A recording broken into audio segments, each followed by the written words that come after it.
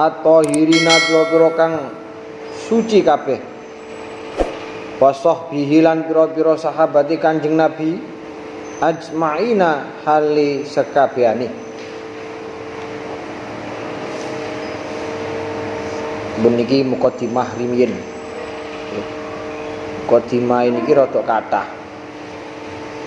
Semoten napa-napa pancen setiap muallif niku pasti memberikan prakarta atau mukadimah atau kata pengantar sebelum memasuki materi yang akan dibahas. Dan setiap muallif itu akan mengucapkan kalimat bismillahirrahmanirrahim. Singkatane basmalah.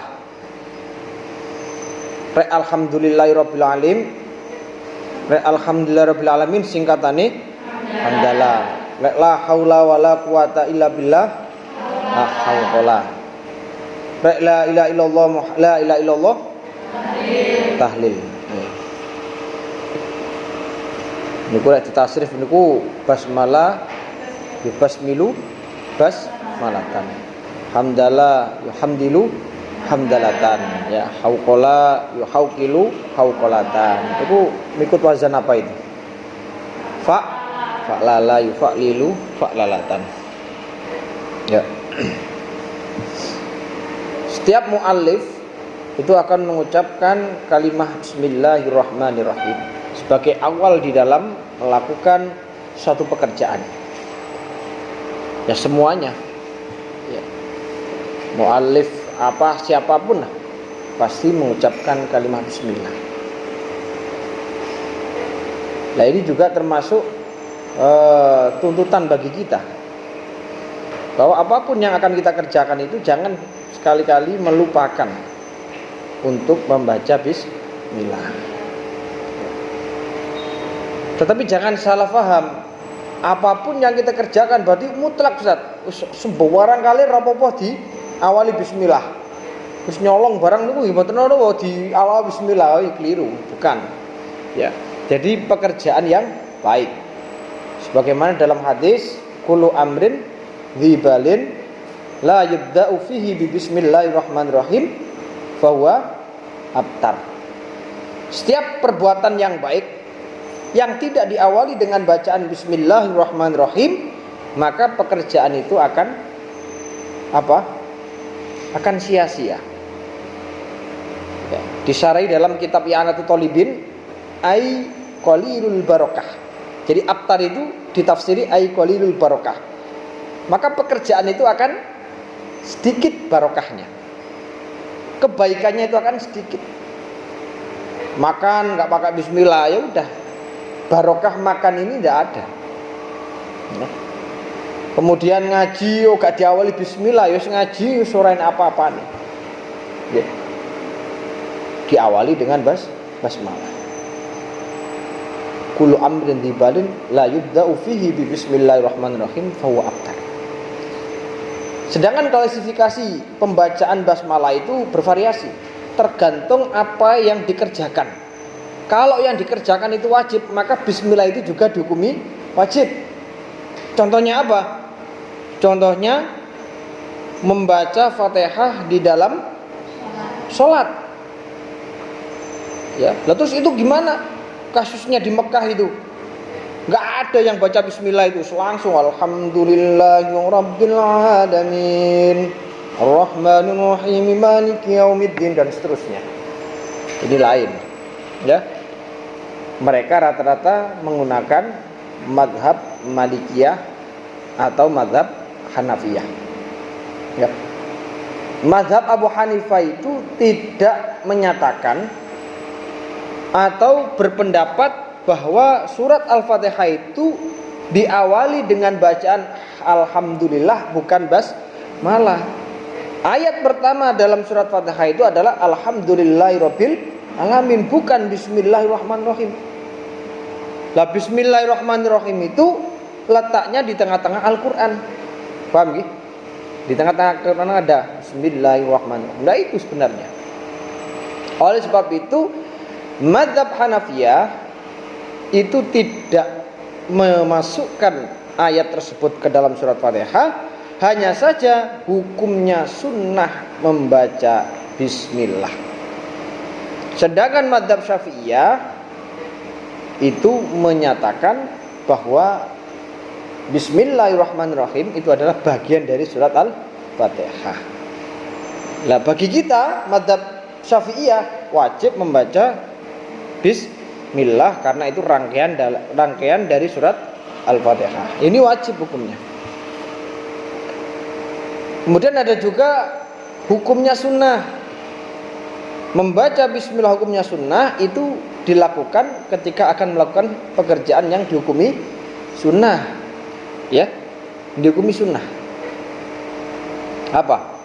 Mengaji, ya, sekolah, kemudian bekerja, itu kan juga sunnah, sesuatu yang disunahkan, ya. Kalau bekerja bagi suami itu kan bukan sunnah lagi tapi wajib, ya. Lah, melebar sedikit, kita sering terjebak dengan bahasa sunnah. Kita sering terjebak dengan bahasa-bahasa atau istilah sunnah. Sebab sunnah itu ada dua kemungkinan.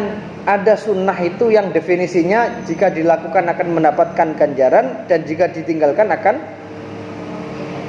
atau tidak berpengaruh apa-apa, atau tidak mendapatkan apa-apa.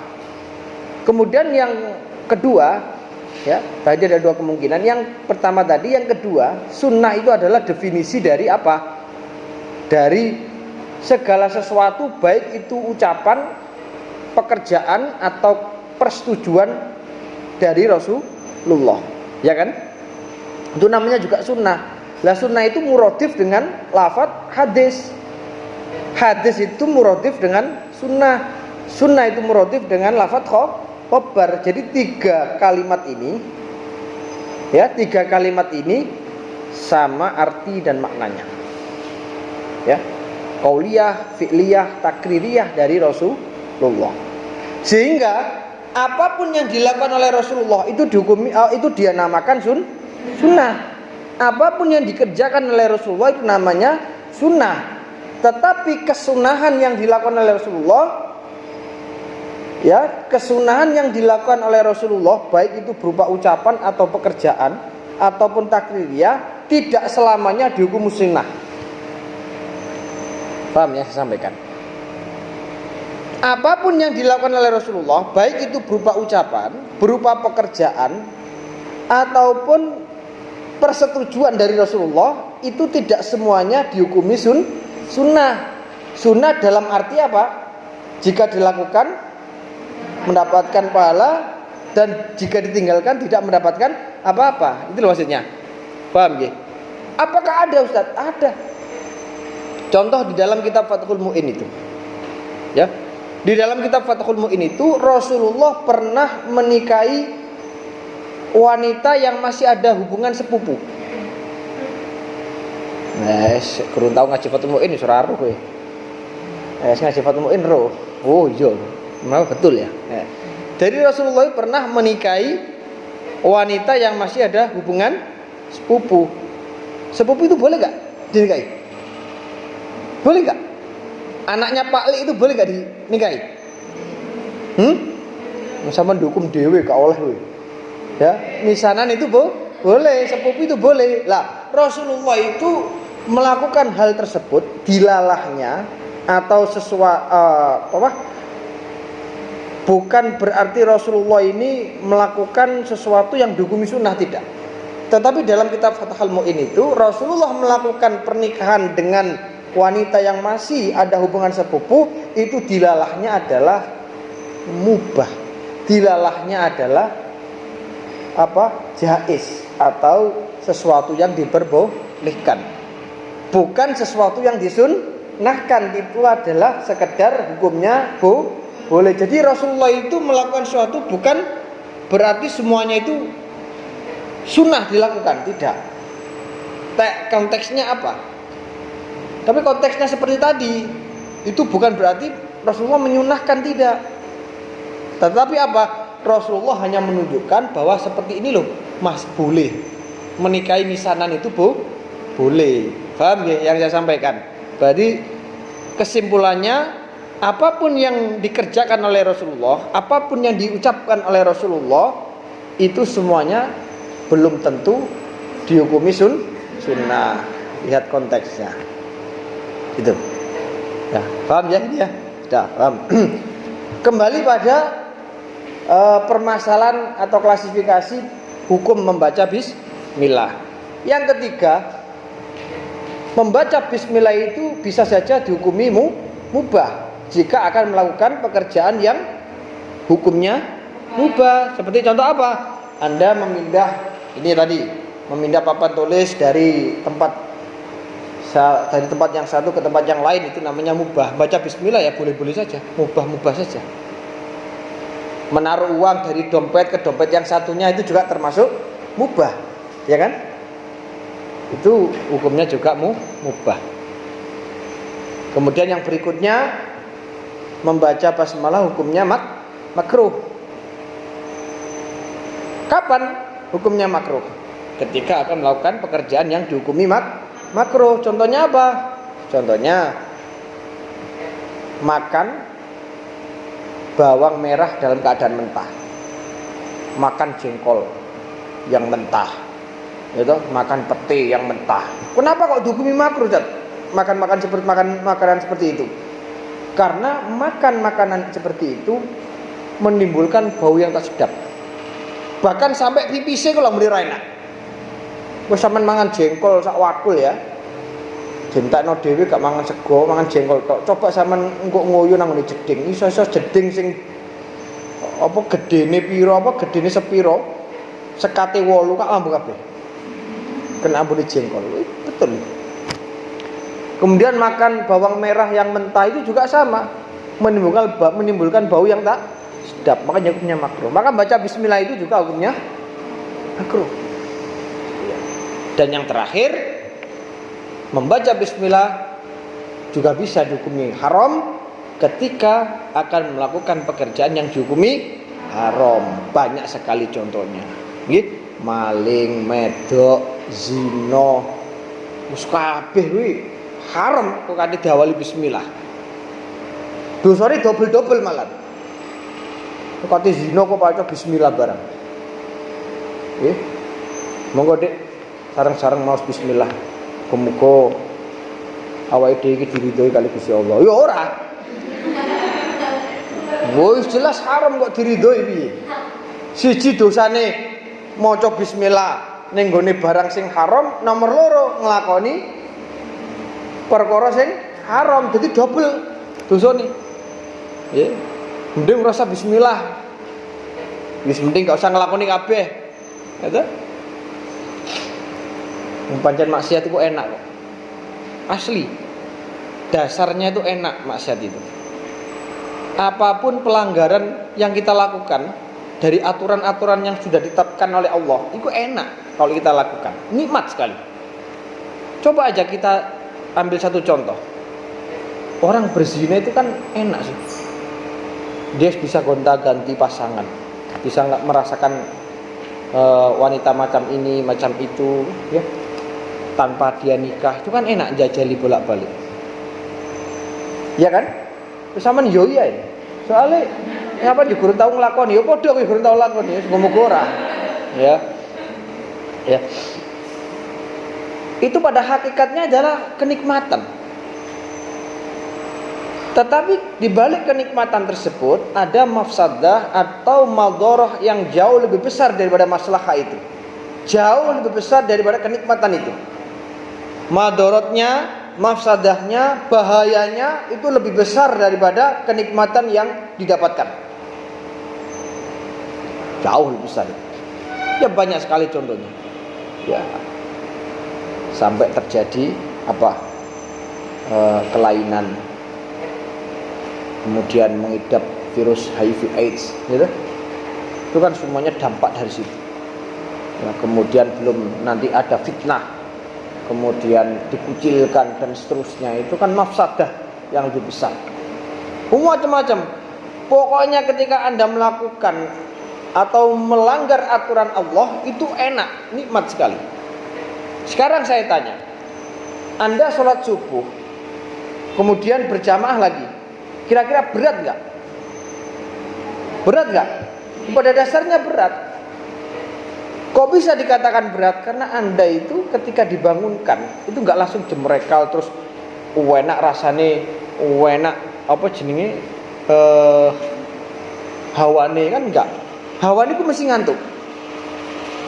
Dan andai kata Allah membebaskan Anda, sudah mulai saat ini Anda bebas nggak usah melakukan sholat. Seneng sampean? Bebas ya. Terbebas dari kewajiban itu kan ya enak sekali. Ya paling berat itu subuh. Makanya Anda sholat subuh, sholat sunnah sebelum subuh, atau sholat fajar ya. Sebelum sholat fardu subuh Anda sholat sunnah 2 rakaat.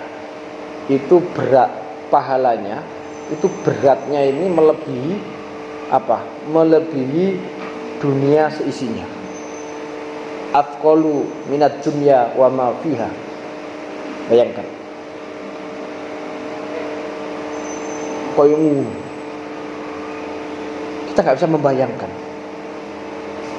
Maka kita bisa sedikit menganalogi, sedikit berpikir bahwa kalau begitu dunia itu bukan termasuk mazra'atul amal. Dari dunia itu bukan tempat memanen amal. Ya kan, paham ya? Bukan tempat memanen amal. Kalau dunia itu dijadikan tempat memanen amal, nggak akan cukup. Sangat nggak cukup sekali. Coba kita ambil satu contoh aja. Kalau orang Islam mau mengurus jenazah mulai dari awal sampai akhir, sampai pemakaman, itu akan mendapatkan pahala sebesar apa? Gunung 2 kirat ya. Coba itu satu orang itu ganjarannya 2 kirat, 2 gunung emas, satu orang itu. Nah sekarang coba kita hitung, Anda itu selama hidup sampai sekarang itu berapa kali mengurus jenazah? Ayo, satu orang itu, belum yang lain, ditambah lagi, kok gorong mudine tambah bendino. Ya, kalau kita pikir kan nggak cukup kan dunia itu, ya kan? Setiap manusia, makanya dunia itu bukan mazratul amal, ya. Bukan memanen amal, tapi dunia itu adalah ladangnya amal, ladangnya untuk beramal. Dan itu kesempatan bagi kita hidup di dunia ini, gitu. Ya. Dan tidak ada lagi tempat yang bisa untuk kita jadikan pengabdian atau penghambaan kepada Allah, beribadah untuk menambah kebaikan kita di hadapan Allah, ya selain di dunia itu. Setelah di dunia nggak ada. Kehidupan di alam barzah itu memang sama, ada kehidupan di alam barzah, tapi sudah tidak bisa seperti di alam dunia. Di alam barzah itu masa penantian. Makanya kata Rasul, kalau orang jelek gitu ya, orang yang amalnya kurang,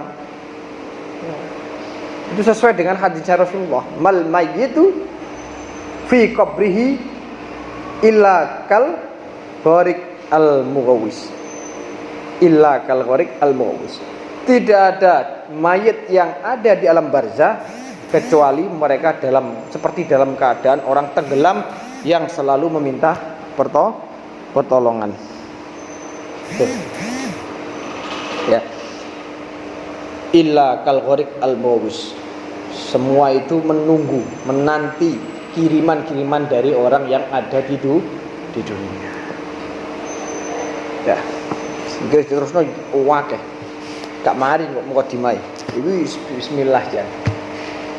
Ya, dalam bismillah itu mengandung berbagai macam manfaat. Saya kasih tahu ya, bismillah itu macam-macam manfaatnya. Sebagaimana dalam kitab tafsir Fatihah, bismillah itu kalau dibaca sebanyak 786 kali, kemudian ditiupkan ke air, maka orang yang meminum itu dengan yang kita tujukan itu, dia akan kena mahabbah yang luar biasa. Nah, itu jangan dilakukan kalau tidak kepepet, itu jangan dilakukan ya. Itu kasihan itu anaknya. Kasihan orangnya itu nanti. Ya, Anda suka dengan orang ya, pingin memantapkan, pingin lebih dicintai lagi, yaitu salah satunya adalah membaca basmalah 786 kali, tiupkan kepada minuman itu, suruh minum orang yang kamu tuju itu. Ya insya Allah itu akan berpengaruh sekali. Gitu. Ya kalau nggak percaya coba aja sendiri. Ya, tapi jangan sekali-kali mencoba orang yang sudah menikah ya, kasihan gitu nanti. Tuh. Ya. Ya ini. Kemudian ada orang itu yang senantiasa atau kontinu istiqomah membaca basmalah. Dia istiqomah banget membaca basmalah. Sampai ada cerita yang apa ya, yang mengagumkan. Ada seorang istri, sudah dengar ya? Ada seorang istri yang senantiasa melafadzkan bacaan bismillahirrahmanirrahim, apapun bismillahirrahmanirrahim dia. Suaminya itu sampai risih. Suaminya itu sampai terganggu.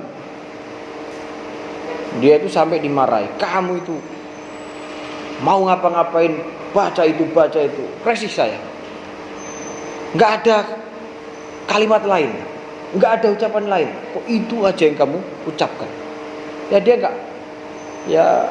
nggak mengabaikan itu. Ya intinya dia nggak menggubris.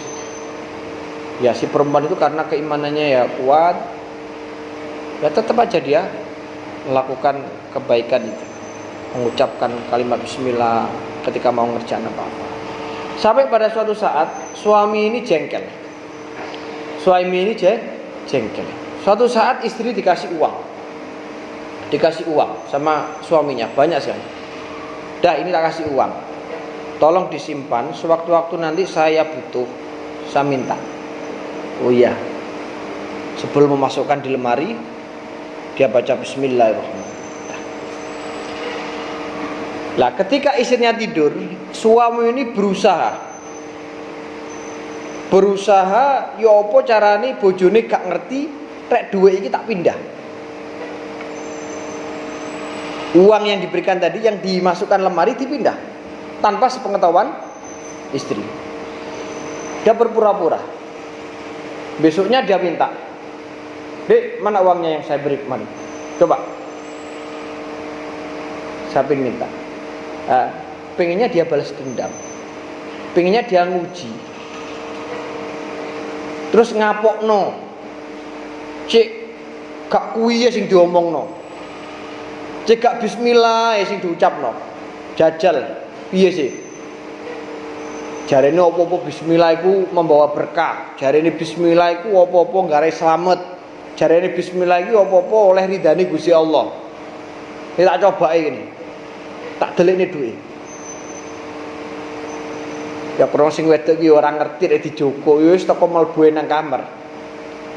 Kate buka lemari bismillah dhisik. Bismillah. Dengan keajaiban dan kebesaran Allah serta kekuasaan Allah, malaikat Jibril itu disuruh sama Allah untuk dengan secepat kilat dia mengembalikan uang yang ada di lemari itu. Jadi dia buka bismillahirrahmanirrahim, uang sudah ada. Padahal uang ini posisinya di tempat lain. Jadi kasihkan sama suaminya, ini mas uang yang kemarin zaman kasihkan. Melongo itu semua. Bojone itu. Ya, dia kagum dan gak percaya. Padahal ini uang saya taruh di tempat lain, kok bisa lari di situ itu? Akhirnya dia baru menyadari bahwa apa yang diucapkan itu benar-benar membawa berkah, ya, bisa memberikan maunah, pertolongan dari Allah Subhanahu wa taala. Bukan bacaannya, tapi itu adalah wasilah untuk mendapatkan ridho dari Allah. Isopopo bismillah. Akhirnya apa ya, laki-lakinya tadi, suaminya itu bertobat, ya, dan mengakui kalau apa yang selama ini dilakukan oleh istrinya itu adalah benar dan baik. Ini sekelumit cerita tentang apa hikmah dibalik bacaan basmalah. Ya. Kalau ngaji kakek cerita gini ya wis boleh ngelambrak nang bumi. Ada. Ini belum pembahasan ini. Mukadimah paling sudah bisa 2 hari ini saya. Surah popos. Oh ngaji di baleni maneh. Gitu.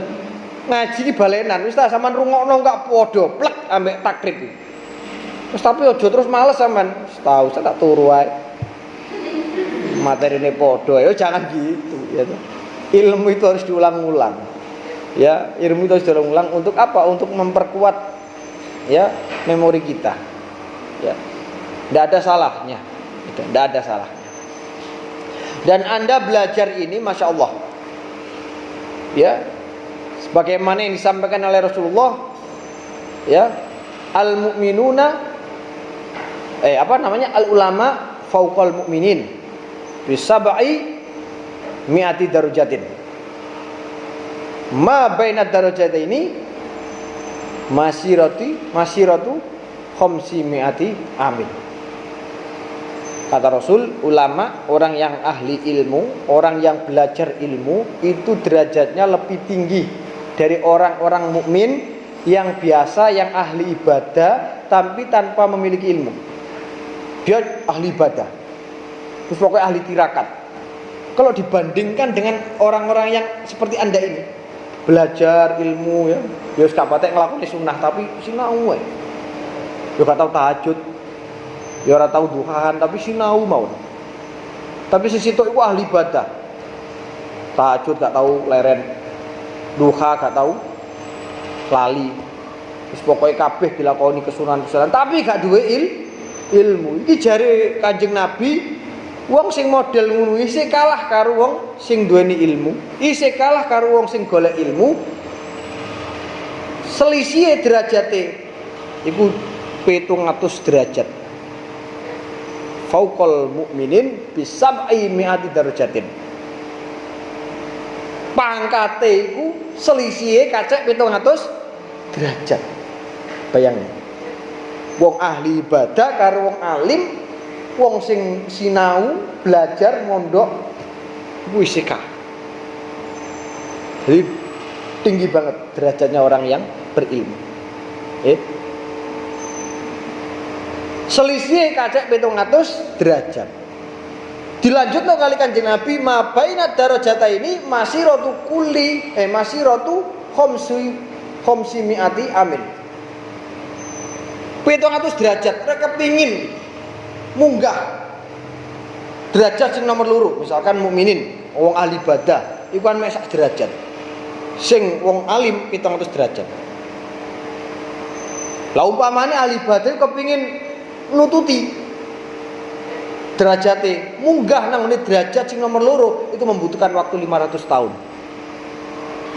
Untuk nututi derajate wong sing ahli ilmu, iku naik 1 derajat aja. Itu membutuhkan 500 tahun. Kali 700 berapa?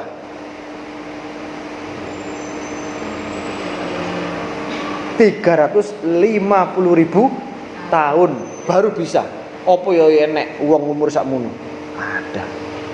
Bayangkan, ini hikmahnya, manfaatnya kita belajar ilmu. Dan ini perlu saya sampaikan. Dan bisa dijadikan renungan.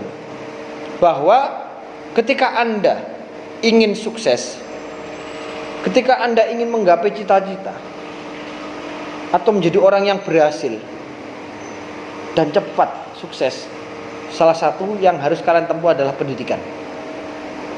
Itu sudah saya rasakan dan itu sudah saya alami. Saya rasakan betul kenyataan itu. Saya sedikit cerita ya, sebagai ibroh bagi kalian untuk bisa diambil pelajaran. Jadi iradah saya dengan iradah Allah itu ternyata nggak sama. Dan yang jelas iradah saya itu sangat buruk. Dan iradah Allah lah yang paling baik dan paling benar. Jadi perjalanan hidup saya itu sebelum saya kuliah di pondok, ini saya sudah punya tujuan. Nanti kalau saya sudah selesai mondok, saya nanti akan usaha buka usaha nikah. Selesai. Atau nikah dulu baru usaha. Udah, situ cok. Jadi mindset saya itu kan sederhana. Mari rabi usaha. Wis sapa jare Gusti Allah ngono tok. Tetapi keinginan saya itu apa ya? Tidak direstui oleh Allah. Saya selesai ini sudah saya ceritakan belum ya? Atau sudah? Lho mantuk iku wis tau urung ya. Kadang ya bingung aku.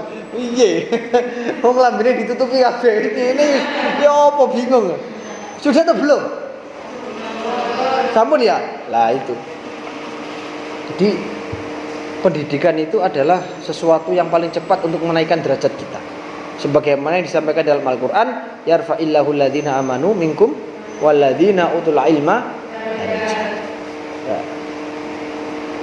Kemudian dalam lafaz bismillah itu ada Ar-Rahman dan Ar-Rahim. Ar-Rahman itu apa? Kasih sayang Allah yang diberikan kepada seluruh makhluknya tanpa ada perbedaan, tanpa pandang bulu. Bah kuwi Islam, bah kuwi kafir, bah kuwi menungso kewan, kabeh oleh rahmat Gusti Allah, kabeh oleh kasih sayangi Gusti Allah. Dan rahmatnya Allah itu jumlahnya 100 yang diturunkan kepada semua makhluknya itu masih satu macam. Rahmatnya Allah yang macamnya satu itu dibagi pada seluruh makhluk Allah. Nanti 99 dikasihkan di akhirat yang namanya Ar-Rahim, khusus kepada orang-orang yang mukmin, orang-orang yang bertakwa kepada Allah, bukan kepada orang kafir, bukan kepada hewan dan sebagainya. Khusus. Bayangkan satu aja macam rahmatnya Allah sudah bisa kita rasakan. Ya. Makanya jangan heran kalau ada orang Cina nggak pernah sholat, bukan Islam, kayaknya nggak karu-karuan. Ya itu memang Rahman, sifat Rahmannya Allah. Alhamdulillahi ala ma syara'a minad din. Yang kedua mesti bersyukur. Mu'alif ini bersyukur kepada Allah Subhanahu wa ta'ala. Nah, syukur itu ada 3. Ada syukur bil lisan, ada syukur bil fi'li, ada syukur bil qalbi. Anda ketika terima kasih kepada Allah, itu jangan hanya pada lisan Anda. Jangan hanya sekadar ucapan. Alhamdulillah oleh rezeki saka Gusti Allah. Wis ngutok. Sopo sing gak iso? Nah, syukur itu harus diaplikasikan dalam bentuk fi'liyah. Anda sholat itu juga termasuk syukur kepada Allah. Anda sudah dikasih kesehatan, badan yang kuat, bisa berdiri, bisa duduk, bisa jongkok dan seterusnya. Kemudian Anda pakai sholat, itu sebenarnya wujud rasa terima kasih. Cuma Anda nggak pernah merasakan itu terima kasih. Pokoknya sholat itu kewajiban. Ya memang kewajiban. Gitu. Tapi itu juga termasuk wujud rasa syukur kita kepada Allah. Ya. Lebih-lebih ya terkait harta yang dikasih oleh Allah Subhanahu wa taala. Rezeki. Nyambut gawe ini lancar, nyegi rezekine akeh. Kuwi aja dipangan dhewe, ya didumno nang ngene wong. Inilah totoane wong teng kene mriki. Wong niku rek alim terus dermawan, alim tur luman, iku sing digoleki wong. Iku sing jarang ngono. Kadang-kadang alim, paham fikih, paham macam-macam ilmu tapi mau modite gak karu-karuan. Wis padha wae. Mengingkari ilmu yang dipelajarinya. Ono mana sing suwalike gak duwe ilmu tapi sosiale tinggi, iku cek mending. Gitu. Gak patek duwe ilmu tapi sosiale tinggi. Ya. Lah sing angel iku golek wong alim tapi luman. iku wangel. Nah, sampean iki ya kudu ngono. Duwe cita-cita golek bojo iku sing alim tur lumah. Gandeng keri-keri. Saiki ganteng ku nomor 17. Wong ganteng blongor-blongor gak gablek dhuwit ya ora payu. Ganteng kok kaya apa? Nek gak ada dhuwit, gak duwe penggawean, angel payune. Payu tapi ya didak-idak. Ora duwe rego. Wis gak diajeni. Gitu? Gak diajeni. Golek ku sing alim, ilmu agamane mateng, gitu. Sat mosok ilmu agama kudu nomor 1 niku ilmu agama. Nomor 2 terserah sampean belajar apa. Sebab ilmu agama iki lho sing ndadekno sampean slamet ora ning kene pertanggungjawaban wonten ngarsane Allah Subhanahu wa taala. Yo ibadah iku yo gak salat tok, tapi kan salat kan yo wajib, gitu. Ya ibadah kabeh yo iso ae.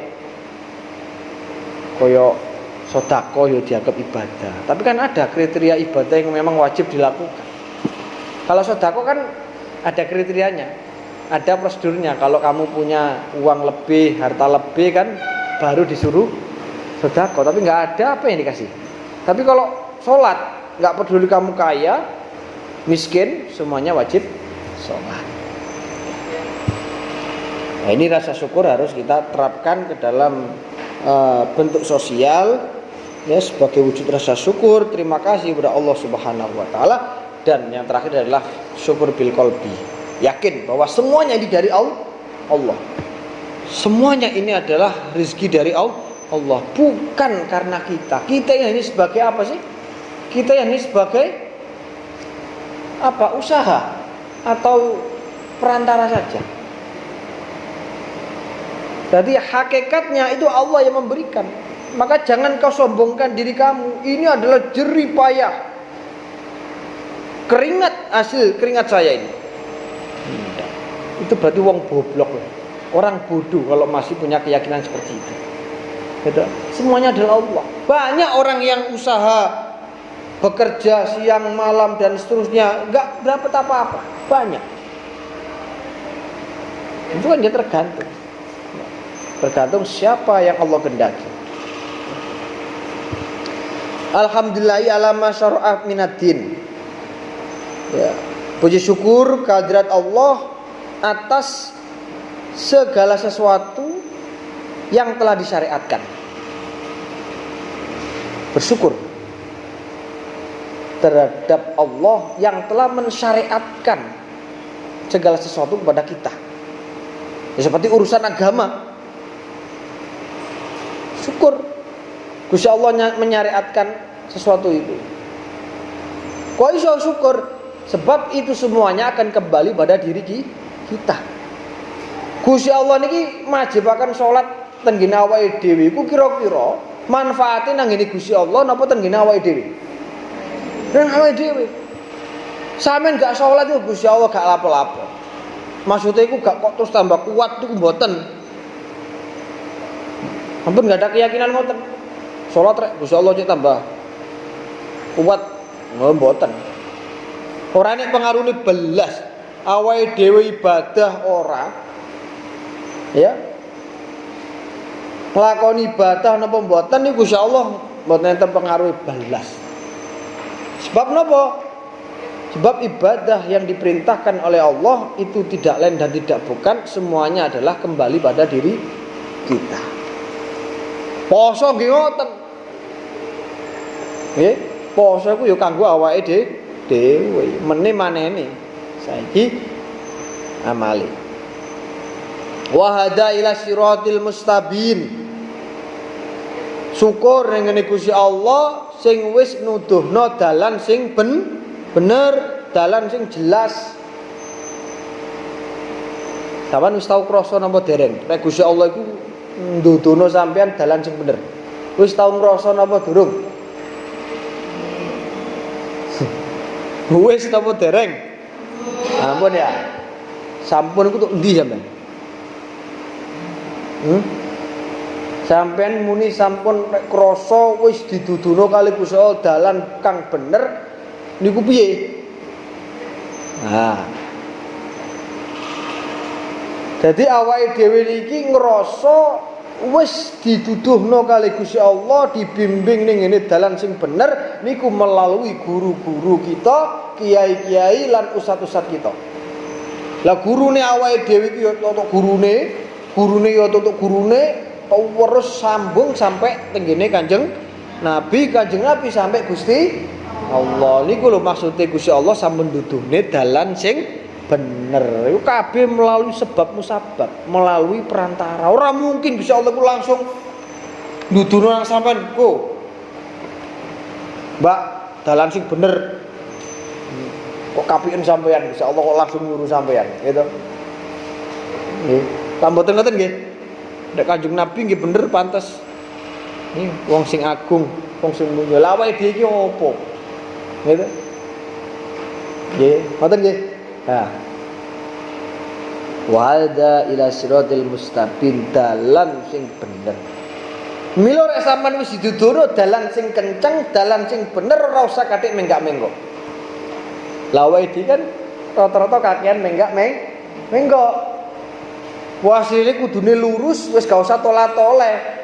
Iku wis bener, kenceng. Tapi awake dhewe kadang menggok nang ngene warkop, kadang menggok nang ngene internet, kadang menggok nang ngene Alfamart. Iku sing ngarai suwi. Merono. Merono sik mampir. Iki namung kiasan mawon. Lah maksudnya menggok niku apa? Ya sik isih seneng nglakoni apa? Larangane Gusti Allah. Ya kadang-kadang gak krasa awake dhewe iki. Ngrasani kok termasuk apa? Larangan Gusti Allah nggih. Tapi kadang-kadang ya gak enak gak ngrasani kancane iku. Apa meneh kancane sing grewegetno iku tambah angel gak dirasani iku. Wis kaya wajib dirasani iku. Iso-iso menyusun strategi piye arek sing kapok iki piye. Rata-rata ngono kuwi. Wong kadang bener iki lho cek diomong. Gitu, tangga kanca sing lakune bener wis kok diomong. Jane apik tapi lho jenek tapine. Jane wis disanjung apik rong ibadah tapi mau wedhit lho ngono kadang-kadang. Kan sing ngrasani gitu. Apa maneh sing elek tambah nopo men. Arek kuwi gak kanggo asline mbok dikuwak ngono. Ngono ya. Ngrusui pondok mbok nang ditokno ngono. Cek aman. Gurung tentu. Iku diguwak gurung tentu kadang-kadang ya cokol nyaret. Cokol napa? Barang sing anyar. Iku sampean diguwak karo pengurus wis gane ilang kok tekon neh nyar. Wis nang donya iku isine ku ngono kuwi ya elek ya apik karo kanggo penyeimbang. Gak ngono gak rame donya. Nggih to donya kok wong apik tok ya wis ndang cepet kokot. Gitu. Donya kok kabeh apik. Ku gare cepet kiamat. Wis apik kabeh lapo diterusno. Ya wis kokot ta buyar ndang ngene ya ta. Lah wong niku enek api, enek elek iku ya memang isine donya. Ngoten lho, iku kanggo penyeimbang.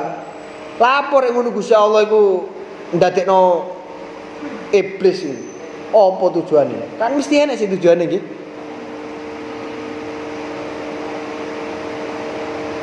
Rabbana ma khalaqta hadza batila. Subhanaka ini kuntu ora ono ciptaane Gusti Allah iku sing sia-sia. Kabeh niku enek manfaate ana hikmahe. Bener. Sampai ndadekno iblis ku ana hikmahe. Napa? Lho sampe nek gane iblis uga ana ujiane. Gak menantang sampean. Gitu? Gak munggah-munggah derajate sampean nek gane iblis iki. Wong iblis ku sing ndadekno sampean tambah cedhek, tambah dhuwur derajate wonten ngersane Gusti Allah. Betul lho. Karena iblis yo gak munggah-munggah sampe. Mila malaikat niku makhluk Gusti Allah sing didadekno sangka napa? Nur. Niku nglakoni apik, wajar. Malaikat itu gak tau nglakoni elek, wajar soalnya gak duwe nafsu. Cara peringkat itu ya gak nemen dulu. Sebab gak ono ujiane. Tapi rek menungso yo duwe nafsu, yo duwe akal, iki perang. Rek kapan sing menungso kuwi iso ngalahno nafsune, iso ngalahno iblis, yo naik derajat diuji kali Gusti Allah. Idza habballahu abdan ibdalah.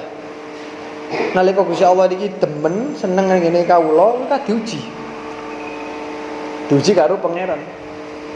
Sama kan yo ngono sih, katene munggah nang gone kelas 3 kok yo diuji. Kira oke? Ujian. Sama katene pengin masuk ke S2, skripsi dhisik, ujian dhisik. Sampai pada tingkat yang lu makhluk Gusti Allah ku yo ngono. Awale dadi menungso biasa, kepengin diunggahno ning Gusti Allah dadi wong sing zahid, wong zuhud, diuji kali Gusti Allah. Wong zuhud kepengin munggah ning ahli makrifat, iku yo diuji kali Gusti Allah. Tak iso tanggal. Lah kira wong wis iso nglewati ujane Gusti Allah ya wis ngalahno malaikat. Ndak. Nah, saiki tak takoki sampean. Kira-kira wong mati iki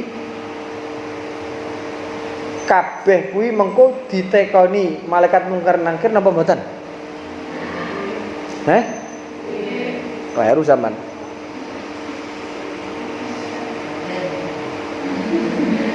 Rek menungso kabeh mati ditekoni malaikat mungkar nangkir, rek Kanjeng Nabi apa ditakoki? Kanjeng Nabi saya takoni, "Man rabbuka, man nabiyuka?" Lho kok iki nabi opo sih sampean iki? Ya kan? Kan aneh. Lho saya iku nabi takoki nabi sapa? Ya, ternyata jawabannya tidak semuanya manusia ditanya oleh malaikat mungkar nangkir. Banyak kisah-kisah, cerita-cerita yang pernah disampaikan oleh ulama di dalam kitab-kitabnya, entah itu melalui ru'yah, mimpi, atau melalui ilmu kasyaf atau seterusnya. Itu semuanya memang sepakat ada orang-orang yang tidak ditanya sama malaikat mungkar nangkir. Ditakoki ya tambah gede nakoki. Seperti kisahnya Imam Sibawa itu ditanya, "Man rabbuka?" Man iku sapa malaikat? Man iku isim apa? Gak ngeluh malaikat. Ditakoki man rabbuka, gendi tekon, man iku isim apa malaikat? Kayak sampean wis jelas paham. Wong tau belajar nang asal mah. Lah man rek model ngoten nggih jenenge man istifham malaikat. Nggih, man enten man istifham, man bentuk pertanyaan. Ada man yang berupa isim nakirah, ada man yang berupa isim mausul. Ya muga-muga dhewe meniku iso model kudu ya. Ditakoki ku man rabbuka, man iku isim apa malaikat. Bingung deh. Ya, bingung deh, gak pernah belajar ilmu nausor. Bingung deh, mesti laporan nang Gusti Allah. Iya ono apa Gusti? Kok tanggleti kok ditakok di surah sing takok ini. Biar gitu. Sayyidina Umar juga begitu. Ditanya malah dibentak malaikat itu. Man rabbuka? Woi. Kamu tahu siapa saya? Ya. Itu kan keinginan Sayyidina Ali kepingin tahu. Ya, kepingin tahu piye sih Umar itu ngadepi malaikat mungkar nangkir. Sak roku nang donya ku kabeh tau dipisui. Kabeh tau di seneni. Oh, akhirnya kepada Allah nyuwun nang Gusti Allah supaya dikasih ilmu kasyaf, bisa melihat kondisi dalam alam barzah. Dia sudah senang. Stitenono Umar. Dredeg we. Diparani malaikat mungkar nangkir. Kenapa? Karena pada saat itu malaikat mungkar nangkir itu dalam keadaan yang luar biasa, serem. Wajahnya sudah digambarkan seperti yang digambarkan dalam kitab Taqwaul Akbar. Ya, siungnya itu sampai menancap ke tanah. Jadi kalau jalan itu siungnya itu ngerong gitu. Matanya itu seperti apa? Kelap-kelap seperti kilat. Kalau dia bilang mengucapkan atau berkata itu seperti beledek. Sopo sing gak wedi? Iki nunjuk iki lha apa iki? Namanya suaranya. Iya. Itu luar biasa. Iku Sayyidina Ali wis wenang wis ora bakal kowe wani kowe. Ndelok malaikat model iku wedi kowe. Ternyata apa? Ketika Umar duduk itu ya dalam alam barzah itu dihampiri sama dua malaikat itu. Ya. Ditanya, "Ya bulan, man rabbuka?" Wah, dengan wajah yang serem. Dan ternyata apa? Sayyidina Umar itu enggak takut, dikebrak. "Woi, malaikat, kamu tahu siapa saya?" Malaikat itu langsung adem panas. Iki gak kurang tahu aku nakoki wong kok ditakoki mana iki. Ruwet iki. Akhirnya dia tanya sama Allah itu, "Ya Allah, ini bagaimana ini?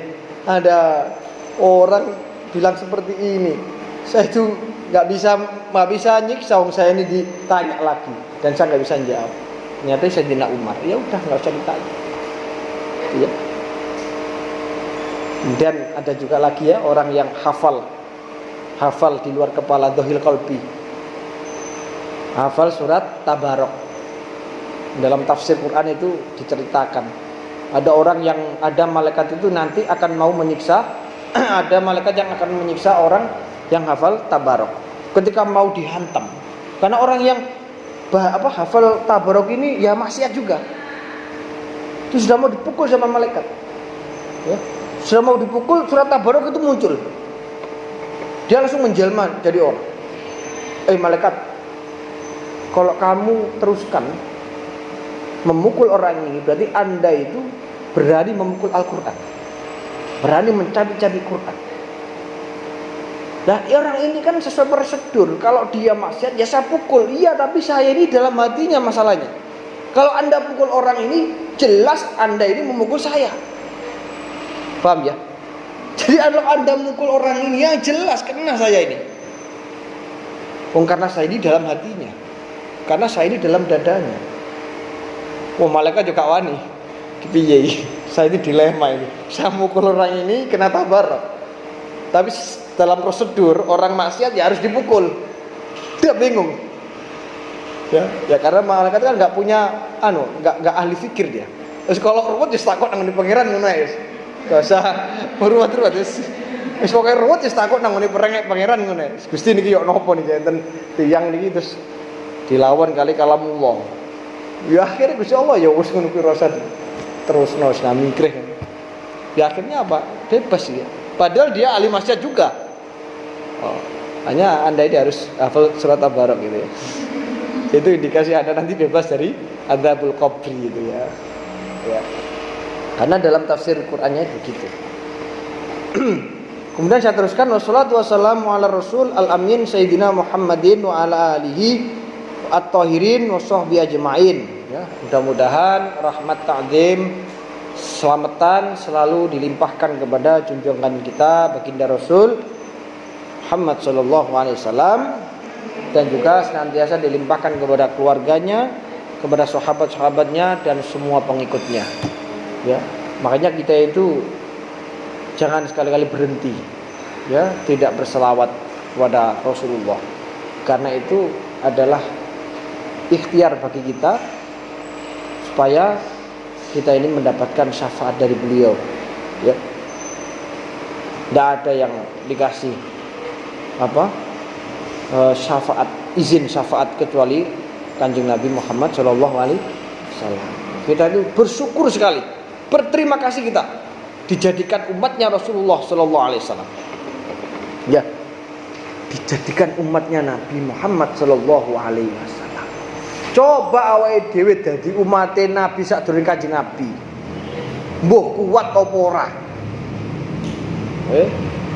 Ya bener umurnya dawa, tapi ibadah yang dilakukan walaupun berapa ratus tahun itu kalau dibanding dengan ibadah yang dilakukan oleh umatnya Rasulullah jauh kualitasnya. Sampai ada orang yang kholwat di zaman Nabiullah Isa alaihissalam. Ada orang yang berkholwat. Berkholwat itu menyendiri di balik gunung, ibadah selama 400 tahun. Ibadah melulu selama 400 tahun. Bayangkan waktu yang enggak sebentar itu. Ya toh? Waktu yang cukup lama sekali. 400 tahun. Ya. Kemudian ada orang yang bilang bahwa umatmu itu yang beribadah selama 400 tahun di balik gunung, kalau dibanding dengan umatnya Nabi Muhammad yang melakukan ibadah di malam nisfi Sya'ban, itu masih jauh pahalanya. Dibandingkan dengan pahala umatnya Rasulullah yang melakukan ibadah di malam nisfu Sya'ban, itu luar biasa. Nggak ada bandingannya. Ya. Jadi ganjaran wong si ibadah 400 tahun karo ibadah wong umat Kanjeng Nabi ning ngene malam nisfu Sya'ban, itu jauh bandingannya. Besar sekali ganjarane wong sing nglakoni ibadah ning ngene malam nisfu Sya'ban. Oh itu umatnya Nabi sebelum Rasulullah.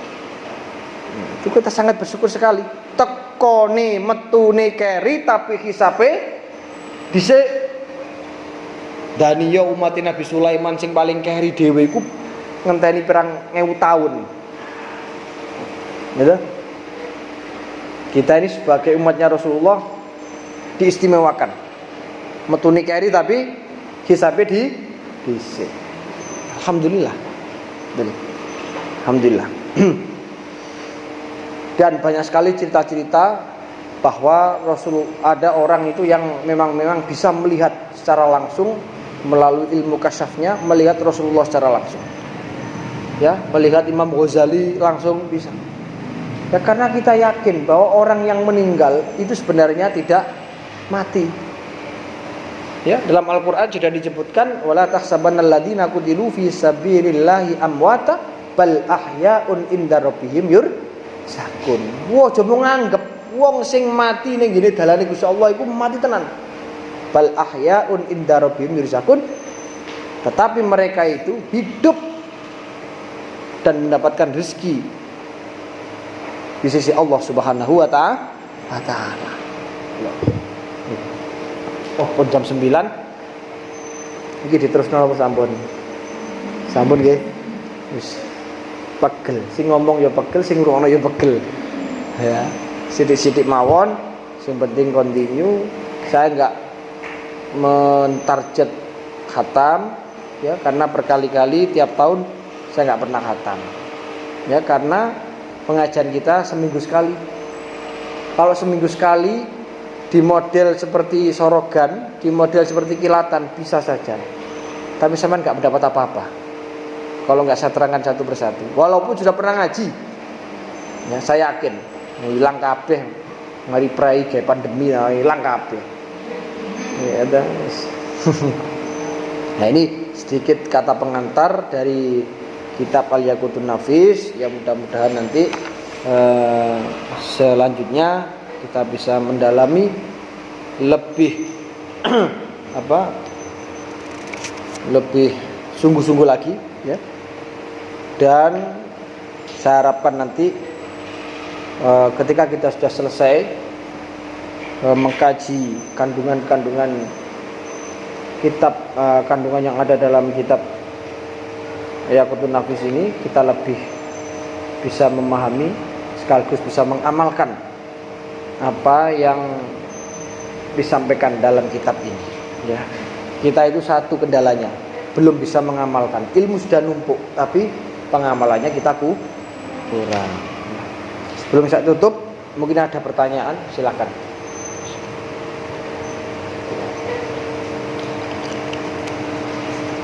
Kalau nggak ada ya nggak apa-apa, kita akhiri. Udah nggak ada ya. Oke. Demikian apa yang saya sampaikan, mudah-mudahan ada guna manfaatnya di dunia wa dunia wal akhirah. Lebih-lebih kita bisa mengamalkan, mengerjakan ilmu yang sudah kita pelajari. Amin amin ya rabbal alamin. Kurang lebihnya mohon maaf. Assalamualaikum warahmatullahi wabarakatuh.